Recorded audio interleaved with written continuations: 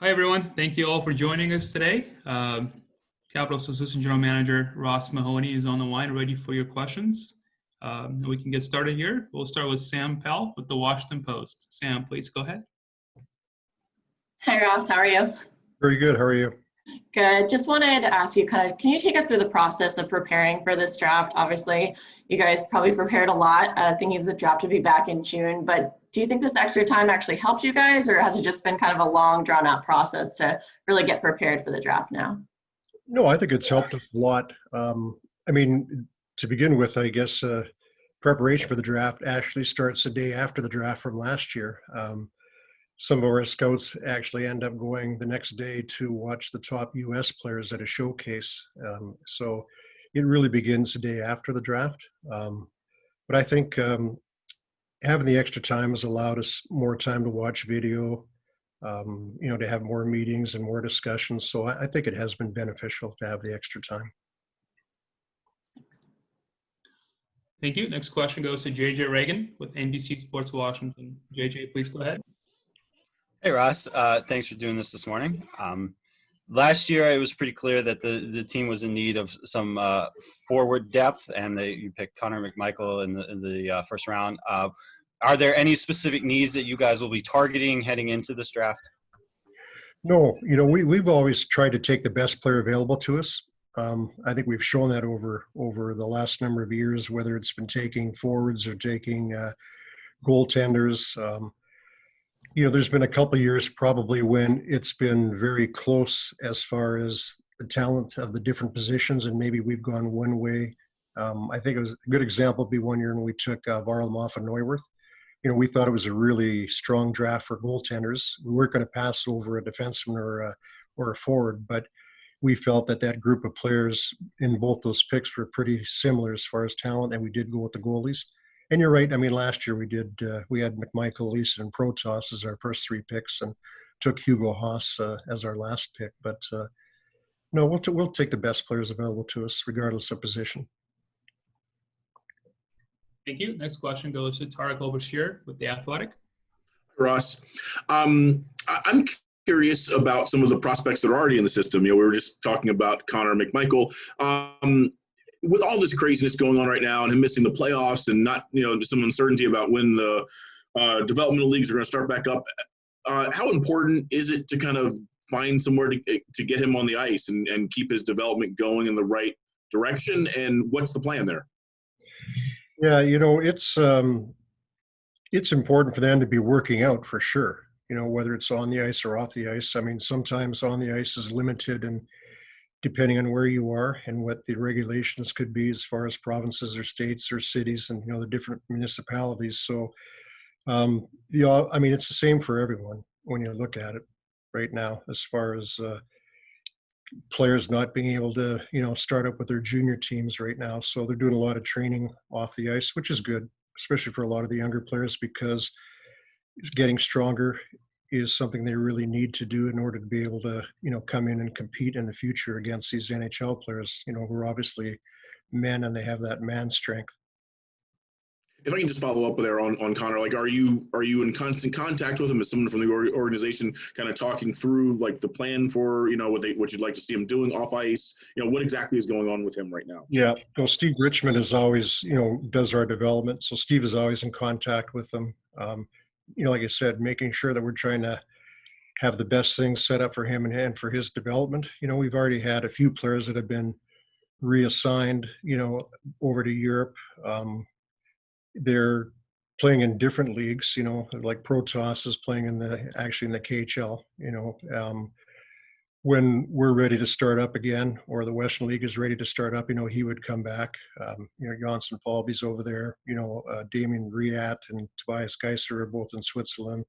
So that's, we have been able to put some of the players over in certain situations. Yeah, but it's a little harder right now with some of the, Ontario League and the Western League with the late start and kind of the uncertainty of what's happening right now. Thank you. John Matisse with The Score. Hi, Ross. You touched on it a bit here, or just a second ago. that the prospect world is just out of whack right now. I'm wondering for the 2021 draft and evaluating prospects out of that class, how do you see the year playing out from a scouting perspective? How different will it be compared to a normal draft year in terms of strategy and logistics when borders are closed? You know, some leagues aren't starting up till later. There's budget cuts in various places due to COVID-19. Yeah, it's definitely going to be different for sure. You know, we have a scout that spends a lot of time watching the pre-draft players, and we think that'll give us a very good start going into this year because he does spend the majority of his time evaluating, you know, the 16-year-olds and the 15-year-olds. So, you know, that's a good thing that we have there. You know, the Quebec League is going to start up right away on time. So that'll be, you know, our scouts will be able to go and watch those players. Finland, Sweden, you know, Russia, they're all playing right now. So we've got the opportunity to do that. It's really more, you know, some of the college situations in the Western League and the Ontario League, which won't be going until, like I said, probably December the 4th. But, you know, we'll adjust, and it probably means once we do get going, it'll be a lot of nights on the road trying to catch up with everybody. Thanks. Thank you. Ben Raby with Caps Radio Network. Ben, please go ahead. Hey, Ross, appreciate it. No video here, but we're here. Wanted to ask you about two prospects who are, I guess you could say, on the cusp maybe, in Ferivari and Vanacek. I know their situations are each different, but what opportunity is potentially ahead of each of them in the months and when you finally do get going again?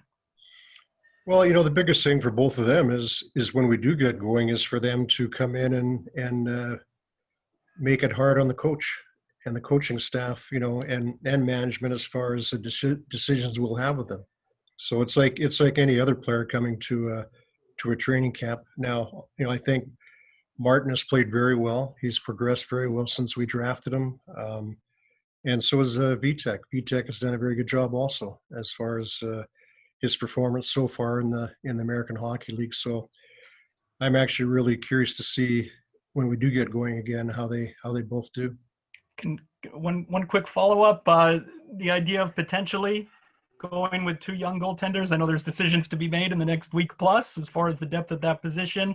How comfortable or maybe not would the organization be with two goalies with that little NHL experience in Samsonov and Vanacek? You know, I think Samsonov played very well last year, you know, given his opportunity. And like I said, Vitek has done well. Those are decisions that, like you said, will be made here, you know, in the near future. But if that's the direction that it did go, I would be confident, very confident in both those young players. Thank you. Tom Galletti with NHL.com. Hi, Ross. Just curious, with normally there'd be a combine and you'd have a chance to sit down face to face with these kids and testing and stuff like that. What's the challenge been for you guys in that way? Has it been a bunch of Zoom calls like this, talking to kids, and how is do you get a feel as good a feel talking to kids that way? For me personally, no, I don't get as good as feel. One thing, all of our scouts, our area scouts, they interview all these kids during the year. And so, you know, anybody that they would like to draft out of the area, like I said, they have to interview them. So we have done those interviews, you know, in a face-to-face situation. As you said, we do have the combine where we have that opportunity to you know, interview 120 kids and sit down face-to-face with them, and didn't have the opportunity this year, but I became a Zoomer. I was not a Zoomer before, but now I'm a Zoomer as far as doing all these interviews with all these young men. So it was still good, but it wasn't quite the same as doing it, you know, like I said, face to face. Thank you. We'll go to Rob Corwin. Hey, Ross, how are you? Very good. How are you? Good. So does this become a little bit more old school where there's a little bit more trusting your gut and kind of trusting what your eyes are telling you if you can't get to know these players maybe as intimately as you have over the last handful of years as you got to be more hands-on with them? Yeah, it's it still was a good process to go through with the Zoom, like I said, but I would rather have done it, in person, but that just wasn't possible. But I think with the work that our scouts do, like I said, getting to know all of these young players and the background work they do, that we still feel very comfortable that we have a good read on their personalities. Thank you. We'll go back to JJ Reagan, NBC Sports Washington.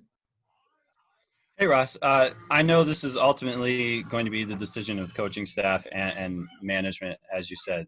You touched on Faravari and Vanacek. Are there any other of the current prospects who you believe have developed to the point where they will compete for a spot on the NHL roster this year? I'm curious to see how Connor McMichael does when he comes in. He still has another year of junior. He can go back and play junior. Connor had an excellent year last year. I'm trying to remember the numbers, maybe 102 points in 54 games, I think, which was a tremendous season. Had that played out over, the regular number of games, it probably would have been in that 130-point range. Contributed in Canada's World Junior team, gold medal team. He scored in that tournament also. Curious to see this, like I said before, the gains he's going to make strength-wise. I think that's probably one of the biggest things for him is to get stronger. So I think Connor I'll be curious to see how he does. Alex, like to see how he does when he comes in, this year. Tough start for him last year, getting hurt in the rookie tournament, as did 2 or 3 of our other players from that draft class from a couple of years ago. So curious to see how he does also. Thank you. We'll go to Tarek.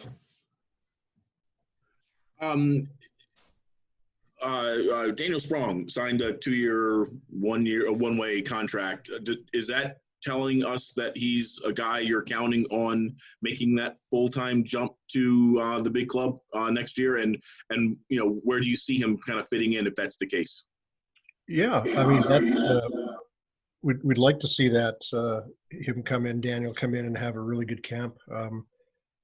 Probably right now would be more in the bottom 6 role as far as the forwards go. Thank you. And we'll go to Ben Raby. Hey, Ross, just wanted to ask you, unrelated to the current draft, looking ahead, next week is the 15th anniversary of Ovechkin's first game, his NHL debut. I'm not sure if you were in the building that night, but do you have memories of that debut itself? The league was coming back from the lockout, and obviously there were a lot of eyeballs and attention on Ovi that first game against Columbus. Yeah, no, I wasn't in the building that night, but I remember watching the game, later, and I think it was a good showing on his part, and obviously came in and showed a tremendous amount of confidence, I thought, right off the bat for a young player, and was ready to come in and make a statement to everybody in the league. Any other questions? All right. Well, thank you, everybody, for joining us today. Ross, thanks again for your time, and take care. Thank you very much.